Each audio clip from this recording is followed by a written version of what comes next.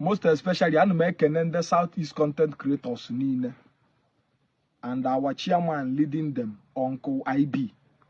I say no gadelo no na mma ndị niile bịa afọ m mgbe m nọ n'ime.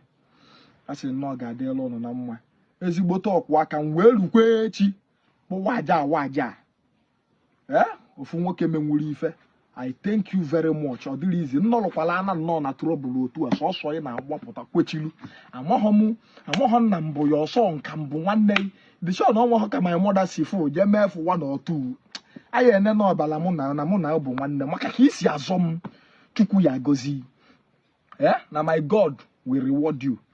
Then another person, the only native doctor mma na-ekwupụrụ wee ruo echi onwe problem mma apụta akịrịka ọkpọ nkụ n'oduma. A sị na Chineke m ga-agozi gị. Sọsọ ịbụ the only native doctor ya bụ mpụta tomorrow mma agwa ndị ụwa ha nwoke ya emegbolu m ife melụ m ife na-abụ nnọrọ otu a nụmene nsị ọbụla si ya bụ dibia. I have no more than 50 native doctors. Mana ọsụ ya bụ the only man mma apụta sị the only man I can take like my father.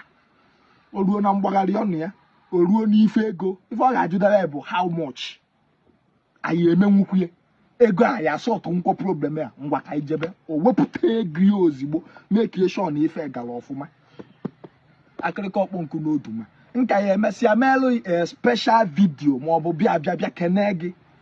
You are like a father to me. Ọ gị bụ nna nyelụ m. Chineke m bi n'eluigwe gozibelu ya gozibelu. A sị na ndị ọjọọ ama mfụ gị kama ndị ilo ya fegbuo ndị ilo yi. Mgbe sị ka nne ekenekwa ezigbote ma ya enemi na-agbatakwa to my rescue. Ọ bụrụ otu a ka ndị mmadụ si nwee enemi mba si enemi nke a dịbazi ya dị enemi na-atọ ụtọ. Jee pak ife bekwala ada ọ bịa na Facebook otu ọ na-apịa m ya jezi ya na-alụ underground ka mpụta na-akpọ kọlụ onweghị ọkpọ Princess Njideka bịaba ọkpọ the deputy governor of Anambra State biko hapụzi ya na biko onweghị onye ọkpọ for na this case ma ya bụ na mpụta. Jee pak Chukwu gozie elu. A sị sọsọ m nye certificate gbaba nwa online. I will never go against you. If I would ikwu online about me, gay blogger. God bless you. Nekenekwa wagaji. Try kwalụ so much. Ma call emele ma okwu ekwulu ekwu. Mwa bụ dai nekenedo na yelo ne. Ama akwa no na nwe mmadu. Onye ka mma akpọ ma MC maazi ka mma akpọ top o. Kende mma akpọ ma ndị ncheta ma ndị mechetara ma ndị abụọ content creators bịakwa anụ si gịnị Okongwu dibia. If also kwanya na-eme ise content creator if ọ na-eme dị anyị mma anyị na-enjoy his content happen ya ana agba mbọ ọ bụ na ebia for me ma mecheta ha afa and again my family really try so much for me. My family, Foxy TV, I see you. Oluoma TV, I see you. Ono nchani both my father, onye obuna my mother. I say no gadelo no na. Thank you very much. Maka ije nje. Agbaba na nje si ije na mma na mmekwe. I no go believe. Na kenekwa onye ọzọ bụkwa Sir Chief, High Chief Emeka Ofo. Ofu onye na Oraifite. Ofu onye menwuru ife na Oraifite for accepting to pardon me. And again, the deputy governor of Anambra State for accepting to pardon me. I said, that because I did not expect this love. Then na kwendeni na ku na Facebook, ndeni no na atọ ụtọ na ebudo Okongwu, ndeni no na enye obi aṅụrị. I said no gadelo no na mma. E ma reason ọdụ mmadụ abụlọ n'Chukwu. Ọbụlọ ọnụ ka na-egbulu ewu na ọkụkọ. Onye ọbụla before ebi ụwa inwe gochi ya na-echekwago.